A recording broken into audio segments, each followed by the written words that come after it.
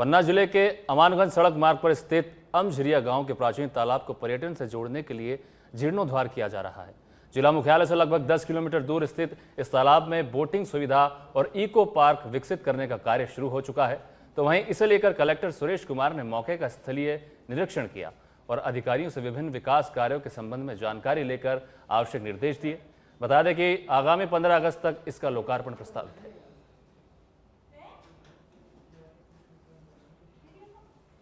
जिला पर्यटन के लिए महत्वपूर्ण है और विशेषकर मानसून के सीजन में तो प्राकृतिक झरने आदि तालाब बहुत सुंदर यहाँ पे हैं। इसी दृष्टि से हम लोगों ने ये अमझरिया में एक नेचुरल स्पॉट है, पीछे आप देख रहे होंगे तालाब का, इसमें बोटिंग का और इको पार्क डेवलप करने का निर्णय लिया गया है। प्रारंभिक तौर पे थोड़ी थोड़ी व्यवस्थाएं जुटाई गई हैं।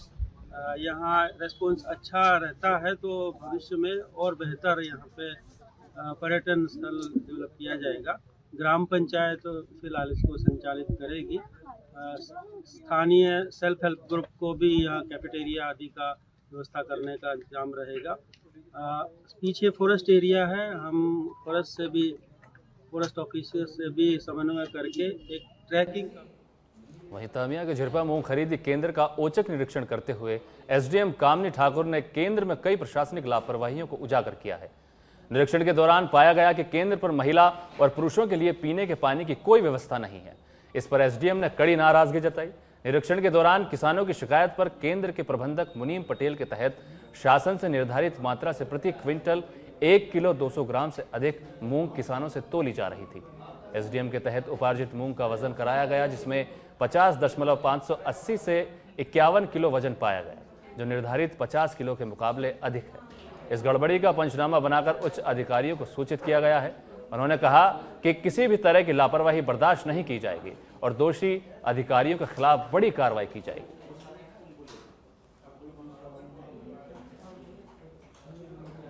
एसडीएम कमानी ठाकुर ने औचक निरीक्षण किया, जिसमें प्रशासनिक लापरवाही पर कड़ी नाराजगी जताई है और झिरपा मूंग खरीदी केंद्र का औचक निरीक्षण किया गया है और अधिकारियों को सूचित किया गया है। उन्होंने कहा है कि किसी भी तरह की लापरवाही बर्दाश्त नहीं की जाएगी और दोषियों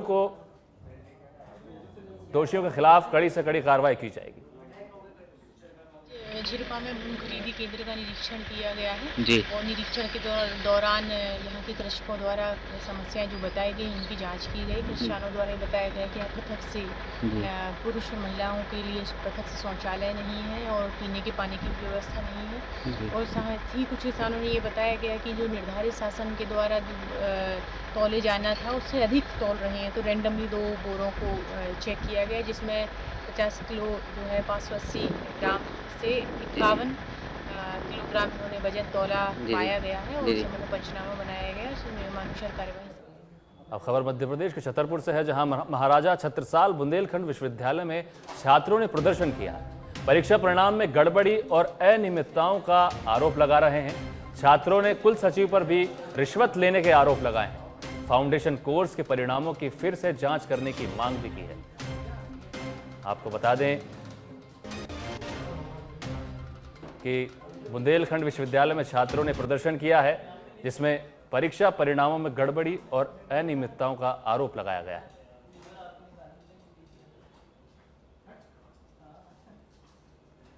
छात्रों ने कुल सचिव पर भी रिश्वत लेने के आरोप लगाए हैं। परीक्षा में परिणाम में गड़बड़ी का आरोप लगा रहे हैं छात्रों ने कुल सचिव पर आरोप लगाए हैं, रिश्वत लेने के आरोप लगाए हैं और फाउंडेशन कोर्स के परिणामों को फिर से जांच करने की मांग की है।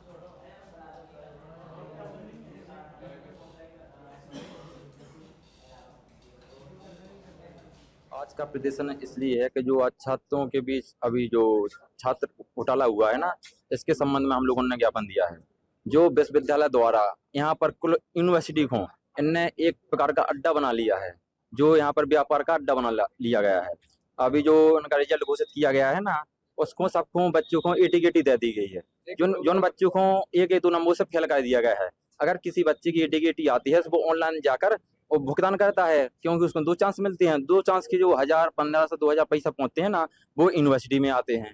यूनिवर्सिटी को उससे फायदा होता है, इसलिए उन सब में जानकारी है, जिसमें 40% बच्चे खबर मध्य प्रदेश के नर्मदापुरम से है, जहां नर्मदापुरम में नर्मदा नदी खतरे से 1.60 फीट दूर है। बस तवा, बरगी और बरना डैम से छोड़ा जा रहा है पानी। तवा डैम कैंचमेंट एरिया में जमकर बारिश हो रही है और एसडीआरएफ और होमगार्ड की टीम तैनात की गई है। बारिश को लेकर जिला प्रशासन ने जारी किया है अलर्ट।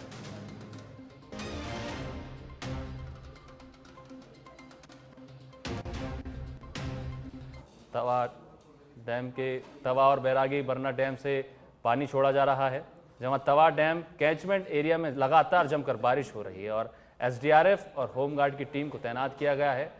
बारिश को लेकर जिला प्रशासन ने जारी किया है अलर्ट।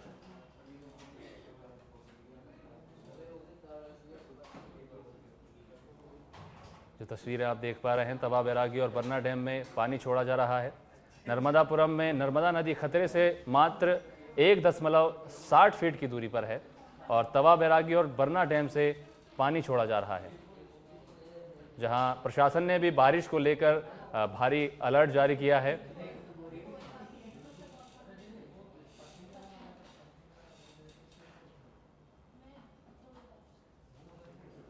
कल तीनों डैम का पानी छोड़ा गया था, लेकिन आज चूंकि तवा के गेट कम कर दिए गए हैं तो नर्मदा जी का जो जलस्तर है वो 962 फीट पे रुक गया है, थमा हुआ है। और यदि तवा के गेट खोले जाते हैं तो हमारी जो नर्मदा नदी है वो डेंजर लेवल को पार करेंगी। बाकी अभी तो स्थिति ऐसी सामान्य है, ज़िले में कहीं से कोई जल भराव की सूचना नहीं है। कुछ जो निचले गांव हैं उनमें रास्ते आवागमन बंद हो गया है, लेकिन वहाँ के लोगों को अलर्ट कर दिया गया है। होमगार्ड और एसडीआरएफ की टीम सतत निगरानी बनाई हुई है। 8 डीआरसी सेंटर हैं जो अलर्ट मोड पे हैं। यहाँ पे जो क्विक रिस्पांस टीम है वो भी अलर्ट मोड पर है कि वो 5 मिनट में मूव कर सकेगी और जिला प्रशासन हमारे ऊपर भी सतत निगरानी रखेगी। वहीं मध्य प्रदेश में पिछले 3 दिनों से बारिश का एक भयंकर दौर जारी है, जिसके चलते प्रदेश के कई हिस्सों में बाढ़ जैसे हालात बन चुके हैं। तो वहीं तामिया थाना क्षेत्र की भुरा भगत गांव की जामरूस नदी भी उफान पर है, जिसके चलते आसपास के नदी नालों में पानी का जलस्तर बढ़ रहा है, जिसे लेकर प्रशासन भी अलर्ट मोड पर है और पानी कम होने पर ही आने जाने दिया जा रहा है।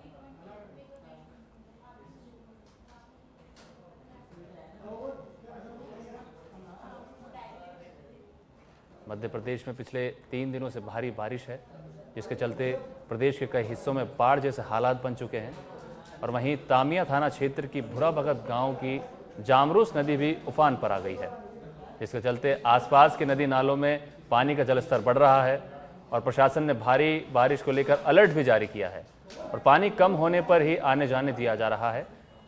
भुरा भगत में भारी बारिश से हाल बेहाल है। नदी नाले बारिश के चलते उफान पर बताए जा रहे हैं और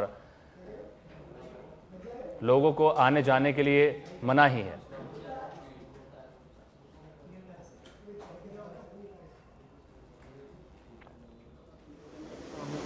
कि जब भी नदी नाले रास्ते में पानी भरा हो, कोई भी उसे ज़बरदस्ती पार करने का प्रयास ना करे, क्योंकि प्रत्येक के घर से आपका इंतज़ार हो रहा है। तो इस बात को ध्यान में रखते हुए कभी भी ऐसा कोई कदम न उठाए जिससे कि आपकी जान जोखिम में पड़े। मैं निवेदन करता हूँ। डॉक्टर सुरेश कुमार ने व्यारमा नदी पर स्थित पुल के निरीक्षण के दौरान क्षतिग्रस्त पाए जाने पर तत्काल प्रभाव से यातायात बंद करने के आदेश दिए हैं। साथ ही वैकल्पिक मार्ग से यातायात संचालित रखने की अनुमति प्रदान की है, जिसके बाद अब पन्ना, सिमरिया, गौसाबाद, हटा, मोह मार्ग के स्थान पर 4 नवीन वैकल्पिक मार्ग से आवागमन किया जा सकेगा। व्यारमा नदी का जलस्तर बढ़ रहा है लगातार और यातायात बंद करने के आदेश दिए गए हैं। उसके बाद कलेक्टर सुरेश कुमार ने व्यारमा नदी का निरीक्षण किया है, जहां उसको क्षतिग्रस्त पाया गया और उसको तत्काल प्रभाव से यातायात बंद करने के आदेश दिए हैं।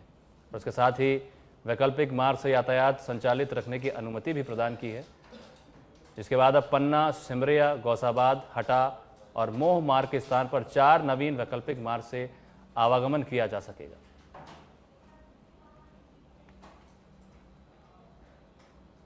मध्य प्रदेश के श्योपुर में पिछले 24 घंटे से लगातार बारिश हो रही है, जिसके कारण श्योपुर जिले के सभी नदी नाले उफान पर चल रहे हैं, जिसके चलते निचली बस्तियों में पानी का जल भराव हो गया है और बाढ़ जैसे हालात उत्पन्न हो गए हैं।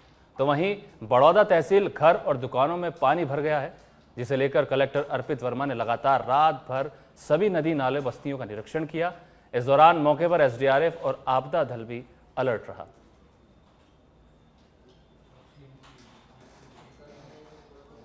कलेक्टर अर्पित वर्मा ने लगातार रात भर सभी नदी नालों और बस्तियों का निरीक्षण किया है। इस दौरान मौके पर एसडीआरएफ और आपदा दल भी अलर्ट रही है। बताया जा रहा है कि बारिश के चलते नदी नाले उफान पर है और घरों दुकानों में भी पानी भर गया है। बताया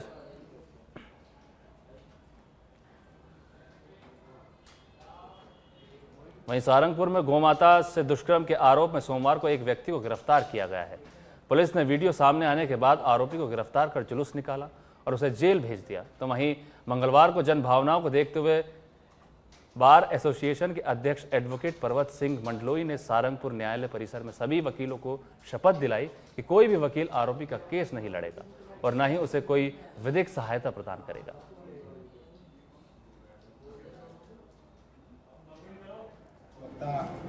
गणों से अभिभाषक संघ सारंगपुर द्वारा एक निवेदन आग्रह किया गया है कि जो कल गाय के साथ एक घटना हुई है, उस घटना को लेकर के कोई भी अधिवक्ता उसको विधिक सहायता नहीं देगा, ऐसा सभी अधिवक्ताओं से आग्रह किया गया है, जिसमें सभी अधिवक्ताओं। वहीं छतरपुर में लगातार चोरी की वारदातें बढ़ रही हैं। चोरी की वारदातों को लेकर ग्रामीणों ने प्रदर्शन किया है। ग्रामीणों ने आकाशवाणी तिराहे पर जाम लगाया है और प्रशासन के खिलाफ जमकर नारेबाजी की है। आपको बता दें कि चोरी की वारदातों को लेकर ग्रामीणों ने प्रदर्शन किया है और आकाशवाणी तिराहे पर जाम लगाया गया है।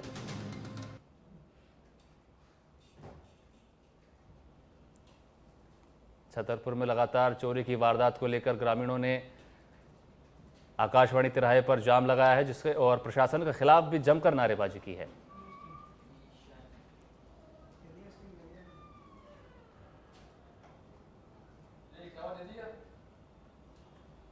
भैंसें जाती चोरी से, हमारी भैंसें चली गई 5 ना, तो बताइए, और फिर भी मार दिए बगल में, फिर गलों से दोगे कड़ो हमारी, हम 50 पीछे लगे थे। आओ चोर क्या इतने गुंडा गुंडा है ये, पुलिस पैसे ले रही हो, बस खा रही हो बस। 10 मिनट पहले ही हमको सूचना प्राप्त हुई कि शहर में आसपास क्षेत्र में भैंसों की चोरी हुई है। कुछ रजिस्टर्ड है, एक आध कुछ है जो प्रोसेस में है, क्या रजिस्टर्ड नहीं हुई है किसी वजह से। इस तकलीफ को लेके इस वजह से ग्रामीण लोग सड़क पर आ गए थे। इसमें माननीय पुलिस अधीक्षक महोदय से